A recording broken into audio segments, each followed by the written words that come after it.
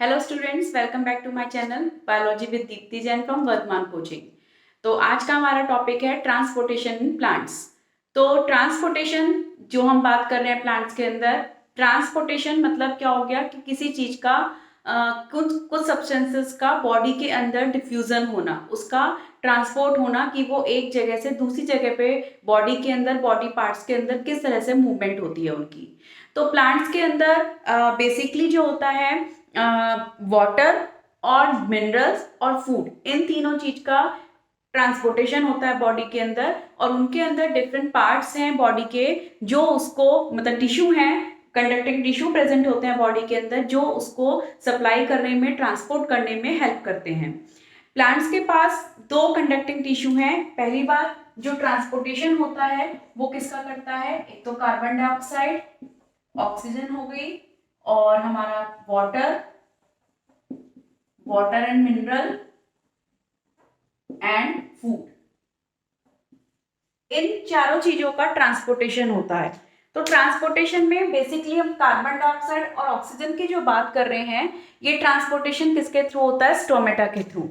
इनका ट्रांसपोर्टेशन किसके थ्रू होगा? स्टोमेटा के थ्रू। और ये रेस्पिरेशन और जो फोटोसिंथेसिस की रिएक्शंस हैं उनके थ्रू इन दोनों का ट्रांसपोर्टेशन होता है और ये यूज होती हैं। अब जैसे हम लोग फोटोसिंथेसिस की बात करते हैं तो फोटोसिंथेसिस में कार्बन डाइऑक्साइड कंज्यूम होती है और ऑक्सीजन रिलीज होती है। उसी तरीके से रेस्पिरेशन में इसका अपोजिट होगा, ऑक्सीजन कंज्यूम होगी और कार्बन डाइऑक्साइड रिलीज होती है। तो किसके थ्रू होता है ये वर्क? स्टोमेटा के थ्रू।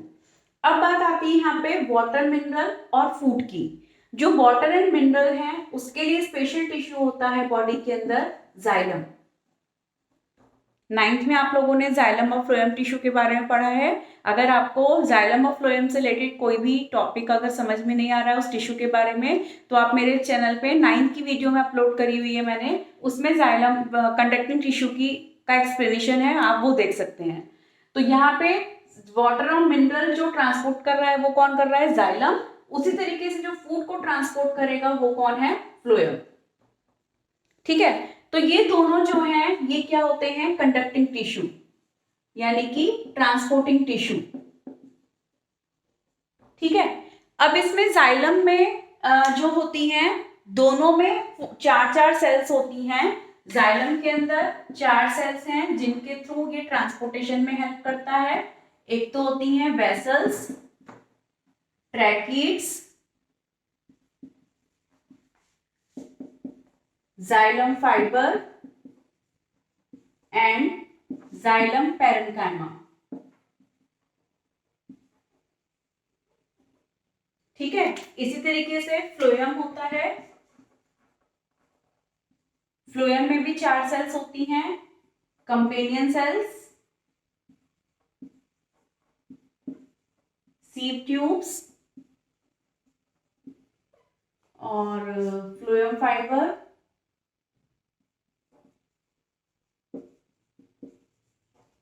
And phloem parenchyma.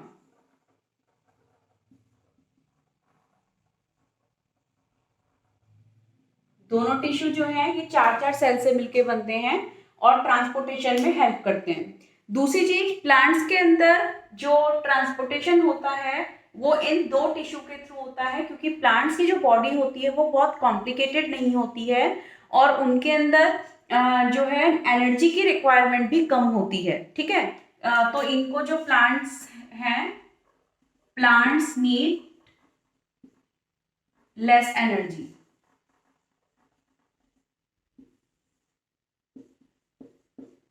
ठीक है, प्लांट्स को लेस एनर्जी की रिक्वायरमेंट होती है। क्यों होती है? उनके जो डिफरेंट बॉडी डिजाइनिंग होती है, हर किसी बॉडी में, बॉडी के अंदर जो डिफरेंट डिजाइनिंग होती है उनकी, हर बॉडी के पार्ट को अलग अलग डिजाइनिंग है और उसके लिए उसमें एनर्जी कंजप्शन सबका अलग अलग होता है।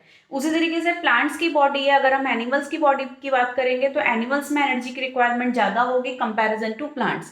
प्लांट्स में एनर्जी की रिक्वायरमेंट कम होती है क्योंकि इसके अंदर एक तो क्या होता है कि इसमें प्लांट जो है वो मूव नहीं करते हैं। फर्स्ट रीजन इसका क्या है? Plants do not move. इनके अंदर लोकोमोशन नहीं होता, मूवमेंट शो करते हैं लेकिन लोकोमोशन शो नहीं करते हैं। दूसरा इनके अंदर जो बॉडी है, इनके अंदर डेड सेल्स की प्रेजेंस ज्यादा होती है। इसमें लार्ज प्रपोर्शन में क्या होंगे, लार्ज प्रपोर्शन में क्या मिलती है इसमें, of dead cells in tissues.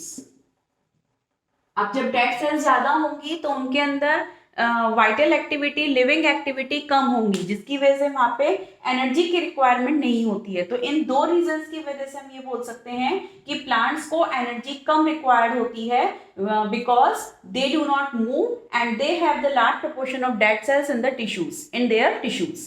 तो इन दो रीजंस की वजह से प्लांट्स के अंदर एनर्जी की रिक्वायरमेंट क्या हुई, कम। तो ट्रांसपोर्ट जो है प्लांट्स के अंदर दो पार्ट्स में डिवाइड हो रहा है। एक तो बोल रहे हैं हम कि वाटर और मिनरल का ट्रांसपोर्टेशन जाइलम के थ्रू हो रहा है, और दूसरा जो फूड का फॉर्मेशन होता है लीव्स के अंदर, उसका ट्रांसपोर्टेशन किसके थ्रू होता है, फ्लोएम के थ्रू। तो यहाँ पे हम ले रहे हैं, अब यहाँ पे सबसे पहले transportation of water.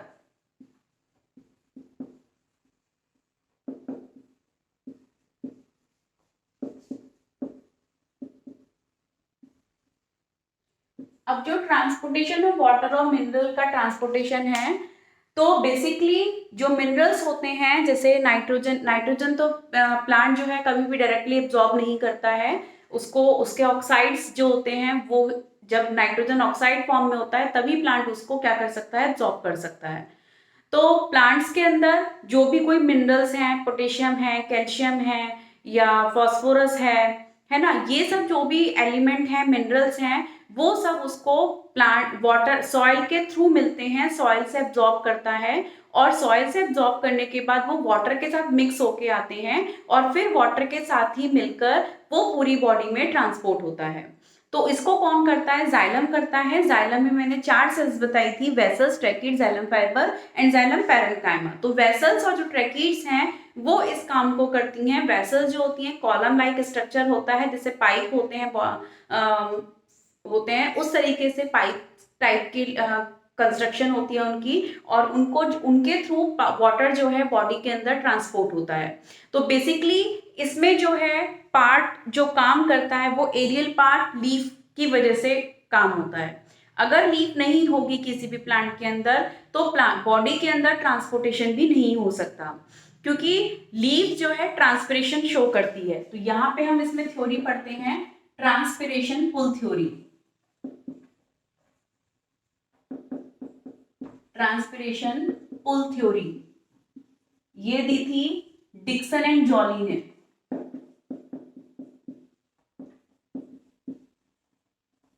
Dixon and Jolly ने दी थी, और इनके अकॉर्डिंग क्या है कि जो रूट्स होती हैं, रूट्स वाटर को एब्जॉर्ब करती हैं सॉइल के थ्रू। बेसिकली जो पार्ट है प्लांट का, उसमें जो रूट है वो ही सिर्फ एब्जॉर्प्शन का काम करती है। अगर प्लांट में रूट नहीं है तो एब्जॉर्प्शन नहीं होगा, जब एब्जॉर्प्शन नहीं होगा बॉडी के अंदर प्लांट वाटर ही नहीं आएगा, तो वाटर पूरी बॉडी के अंदर पहुंच भी नहीं सकता।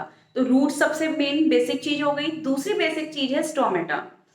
अगर लीव्स में स्टोमेटा प्रेजेंट नहीं है तो उसमें ट्रांसपिरेशन नहीं होगा, ठीक है। अगर किसी रीजन से, जैसे कि सपोज करिए आप रेनी सीजन है या विंटर है, तो उस टाइम पे ह्यूमिडिटी, मॉइस्चर ज्यादा होता है एनवायरनमेंट में, तो उस टाइम पे हमको प्लांट्स को पानी जो हम वाटरिंग करते हैं वो हम लोग एक टाइम या 2 दिन में, कई बार होता है कि 2 दिन में एक बार कर रहे हैं। तो क्यों होता है ऐसा, क्योंकि उसमें ट्रांसपिरेशन की रेट कम हो जाती है। ट्रांसपिरेशन क्या होता है, elimination of excess water in the form of water vapour through the stomata, ठीक है, ये हुआ ट्रांसपिरेशन। तो जो प्लांट्स के अंदर एक्स्ट्रा वाटर होता है वो स्टोमेटा के थ्रू, वाटर वेपर के थ्रू निकल जाता है, के फॉर्म में निकल जाता है। अब अगर प्लांट जो है जितना वाटर लेता है वो वाटर उसकी एक्टिविटीज में कंज्यूम हो गया, कंज्यूम होने के बाद जब वो बच जाता है वाटर, तो अगर एक्स्ट्रा वाटर प्लांट के अंदर सेव होगा, स्टोर होगा, तो वो बॉडी को हार्म करता है। लेकिन जो एक्स्ट्रा वाटर होता है वो वेपर्स फॉर्म में एलिमिनेट हो जाता है स्टोमेटा के थ्रू।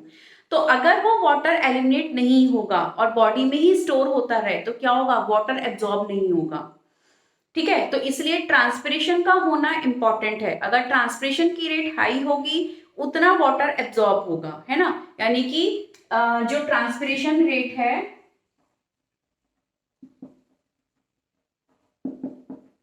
ट्रांसपिरेशन रेट ये हो गई एब्जॉर्प्शन।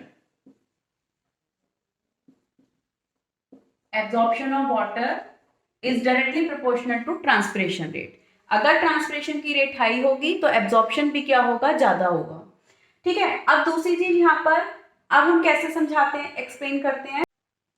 तो ट्रांसपिरेशन पुल थ्योरी में मैंने भी आपको बताया कि absorption of water is directly proportional to transpiration rate. जितनी ज्यादा ट्रांसपिरेशन की रेट होगी उतना ज्यादा एब्जॉर्प्शन होगा। तो अब ट्रांसपिरेशन पुल थ्योरी के अकॉर्डिंग हमने बोला कि जो ट्रांसपोर्टेशन है वो किस पे डिपेंड कर रहा है, ट्रांसपिरेशन पे। एब्जॉर्प्शन भी और ट्रांसपोर्टेशन भी दोनों ट्रांसपिरेशन की रेट पे क्या करते हैं, डिपेंड करते हैं। तो यहाँ पे प्लांट लीफ है, लीफ के अंदर स्टोमेटा प्रेजेंट है, यहां से ट्रांसपिरेशन होगा। ठीक है, ये क्या करेगा, ट्रांसपिरेशन। ट्रांसपिरेशन होता है। अब ट्रांसपिरेशन जितना ज्यादा रेट हाई हो रही है, जितना एक्स्ट्रा वाटर वेपर फॉर्म में बाहर निकल रहा है, उतना प्लांट बॉडी के अंदर वाटर की रिक्वायरमेंट इंक्रीज होती जा रही है। वाटर की जो मतलब की रिक्वायरमेंट है वो इंक्रीज होती जाएगी और प्लांट की रूट जो है वाटर को उतना ज्यादा एब्जॉर्ब करेंगी।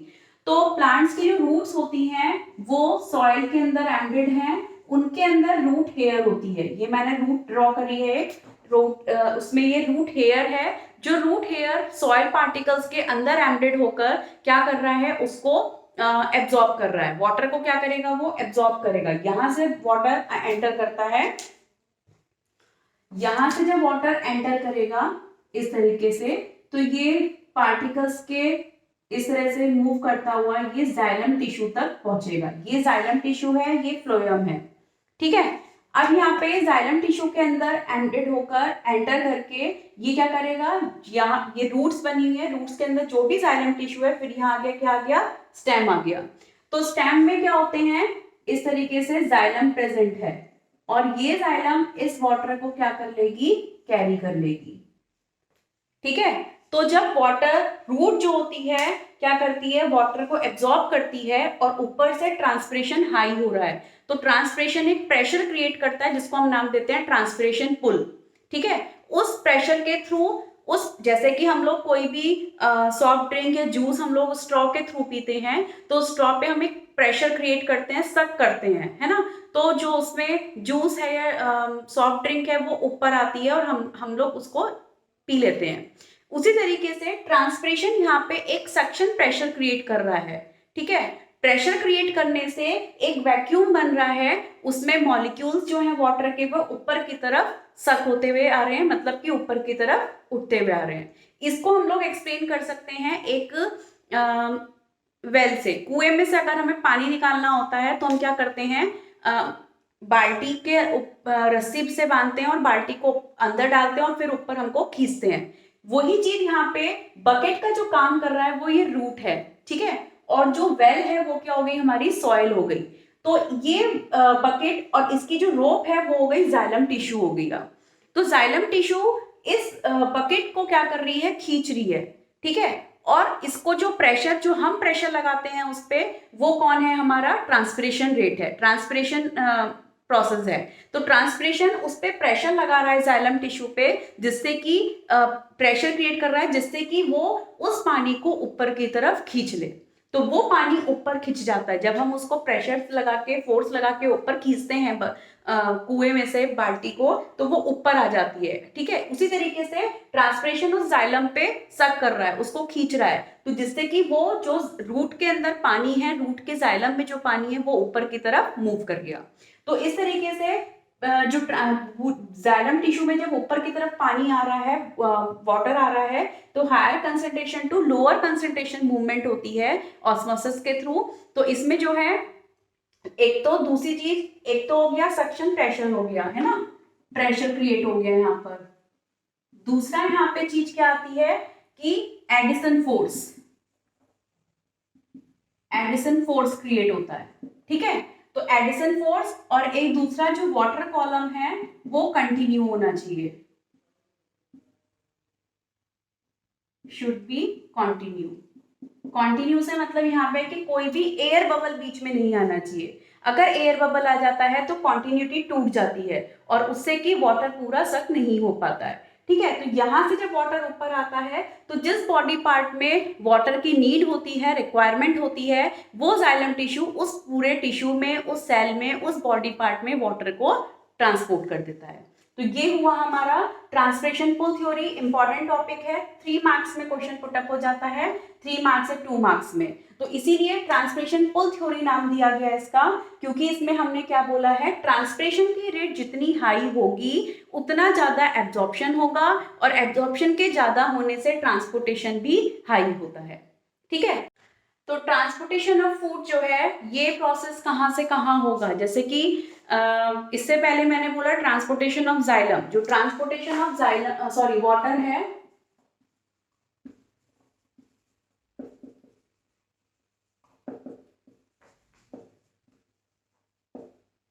वो कैसा होता है, यूनिडायरेक्शनल। यूनिडायरेक्शनल और अपवर्ड। ठीक है, अपवर्ड और यूनिडायरेक्शनल होगा। यूनिडायरेक्शनल कैसे, कि वो हमेशा रूट से स्टेम की तरफ, अबव एरियल पार्ट्स की तरफ जाता है। और अपवर्ड क्यों बोल रहे हैं, लो डाउनवर्ड से, यानी कि रूट से स्टार्ट होके ऊपर की तरफ आ रहा है। ऐसा नहीं है कि ऊपर से नीचे की तरफ वाटर आता है। लेकिन जो ट्रांसपोर्टेशन ऑफ फूड है ये कैसा होता है, बाई डायरेक्शनल। बाई डायरेक्शनल, और ये अपवर्ड और डाउनवर्ड दोनों होता है। अपवर्ड एंड डाउनवर्ड दोनों चलता है। क्यों होता है ऐसा, क्योंकि इसमें जो फूड फॉर्म्ड होता है, food formed in leaves, leaves के अंदर फूड फॉर्म्ड होगा। अगर हम इस तरह से ट्री ड्रॉ करते हैं एक,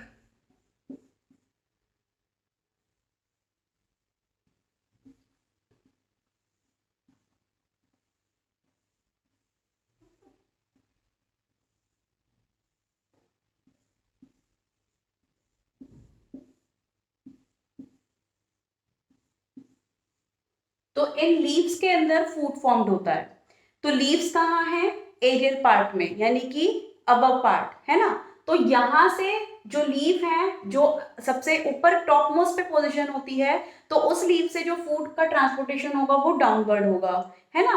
और जो लीफ नीचे की तरफ है उसका मूवमेंट, उसके फूड का मूवमेंट अपवर्ड भी हो सकता है और डाउनवर्ड भी हो सकता है, क्योंकि फूड की रिक्वायरमेंट बॉडी के पूरे पार्ट्स को चाहिए, रूट्स को भी चाहिए। तो रूट्स जो है वाटर और मिनरल तो प्रोवाइड करा रहा है, लेकिन साथ में क्या कर रहा है, उसको फूड की भी रिक्वायरमेंट है। रूट्स के अंदर भी वाइटल एक्टिविटीज होती हैं, और उस वाइटल एक्टिविटी के लिए उसको एनर्जी चाहिए, और एनर्जी उसको कहाँ से मिलेगी, फूड से। ठीक है। तो वो फूड कौन प्रोवाइड कराती है, लीफ प्रोवाइड कराती है। इसलिए हमने बोला कि बाई डायरेक्शन मूवमेंट है, अपवर्ड और डाउनवर्ड। अपवर्ड भी जा रहा है फूड और डाउनवर्ड भी फूड जा रहा है। तो अब यहाँ पे जो फ्लोएम में हमने सेल्स बोली थी, सीव ट्यूब्स और कंपेनियन सेल्स। सबसे पहले इसका जो एटीपी इसमें यूज होता है, इसमें ट्रांसपोर्टेशन में क्या यूज होता है, एटीपी। जैसे कि ये जाइलम से थोड़ा चेंज है, क्योंकि इसमें जाइलम टिश्यू में कोई भी एटीपी की रिक्वायरमेंट नहीं होती है, लेकिन इसके अंदर क्या होता है, एटीपी की रिक्वायरमेंट है। तो इसमें जो इसमें ट्रांसपोर्टेशन ऑफ फूड ना बोल के हम बोलते हैं ट्रांसलोकेशन। ठीक है, टर्म आती है यहाँ पे ट्रांसलोकेशन। तो transport of food, transport of food from leaves to other parts, that is called translocation।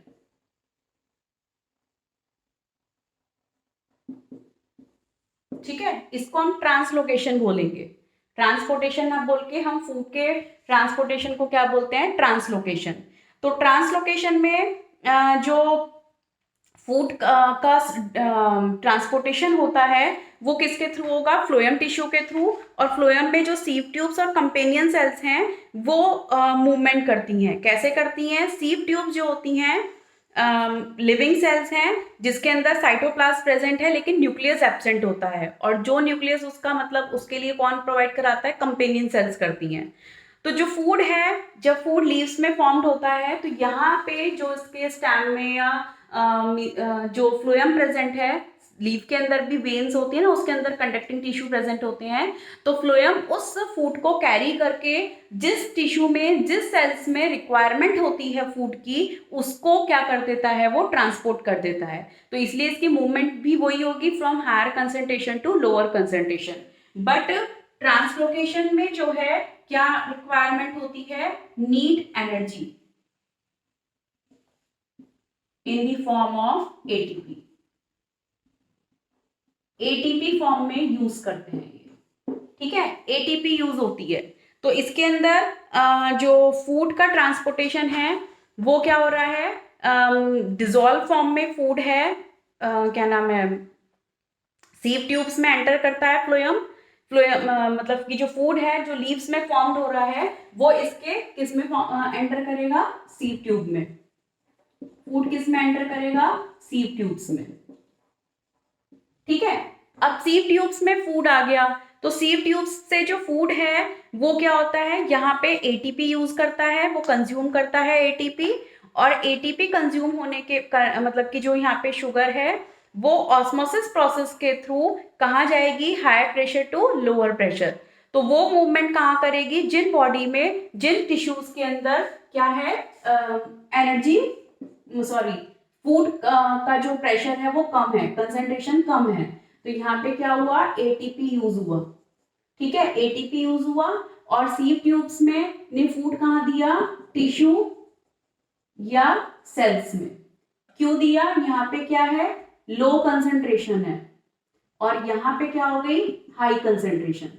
तो ऑस्मोसिस प्रोसेस हो गया, कि ऑस्मोसिस प्रोसेस के थ्रू, क्योंकि लीव्स के अंदर फूड फॉर्म हो रहा है तो यहाँ हाई कंसंट्रेशन है, बाकी बॉडी पार्ट्स में लो कंसंट्रेशन है फूड की, तो वो हाई कंसंट्रेशन से लो कंसंट्रेशन की तरफ जा रहा है, ठीक है। तो यहाँ पे सीव ट्यूब्स की हेल्प से जो फूड है वो ट्रांसपोर्ट होता है जिस भी बॉडी पार्ट में रिक्वायरमेंट होती है फूड की, जहाँ पे लो कंसंट्रेशन होती है, वहां पे सीव ट्यूब की हेल्प से वो फूड ट्रांसपोर्ट हो जाता है, ठीक है। तो इसको जो कैरी कर रहा है वो कौन कर रहा है, फ्लोएम के थ्रू, फ्लोएम की सीव ट्यूब सेल्स के थ्रू वो फूड पूरे बॉडी के अंदर ट्रांसपोर्ट हो जाता है। अब वही फूड का जो डायरेक्शन है वो अपवर्ड और डाउनवर्ड दोनों तरफ हो रही है, क्योंकि जो प्लांट्स की ब्रांचेस, स्टेम है वो ऊपर भी है और नीचे भी हैं, और नीचे रूट्स को भी जो है फूट जाएगा, तो इसलिए उसका दोनों डायरेक्शन में मूवमेंट हो रहा है, ठीक है। दूसरी चीज, इसी तरह से हम एग्जांपल ले सकते हैं यहाँ पे, जैसे कि स्प्रिंग होता है, स्प्रिंग सीजन, तो वहां पे शुगर स्टोर होती है रूट के अंदर, रूट और स्टेम के अंदर। लेकिन उसमें जब बर्ड्स ग्रो होती हैं स्प्रिंग सीजन में, तो उन बर्ड्स को फूड की रिक्वायरमेंट होती है, वहां पे उनको अपनी ग्रोथ के लिए एनर्जी चाहिए, तो वो फूड फिर वहां से कहाँ ट्रांसफर होगा, उस बर्ड के अंदर, ठीक है। यानी कि स्प्रिंग में क्या हो रहा है, इन स्प्रिंग जो फूड है वो स्टोर कहाँ हुआ, फूड स्टोर्ड इन रूट्स और स्टेम, ठीक है। अब कहाँ जाएगा ये, बर्ड्स में, क्योंकि बर्ड्स को क्या करना है, ग्रोथ, नीड्स टू ग्रोथ, ठीक है। ये इसका एग्जांपल हो गया। तो जब फूड मान लो रूट्स या स्टेम में स्टोर भी हो गया है, तो अगर कोई भी बॉडी के पार्ट को ग्रोथ के लिए फूड की रिक्वायरमेंट है, तो वो बॉडी पार्ट में वहां से फ्लोएम उसको फूड जो है कैरी करके उस बॉडी पार्ट को ट्रांसपोर्ट कर देता है। तो ये हुआ पूरा ट्रांसपोर्टेशन प्लांट्स के अंदर। इस पे क्वेश्चन ट्रांसमिशन पुल थ्योरी पे ज्यादा पुटअप होता है, और क्वेश्चन जो है कि जैसे वाटर का ट्रांसपोर्टेशन यूनिडायरेक्शनल क्यों है, फूड का ट्रांसपोर्टेशन बाई डायरेक्शनल क्यों है, इस तरीके से भी क्वेश्चंस पूछे जा सकते हैं, ठीक है। तो नेक्स्ट टॉपिक हम नेक्स्ट वीडियो में देखते हैं। See you on the next video, till then bye bye.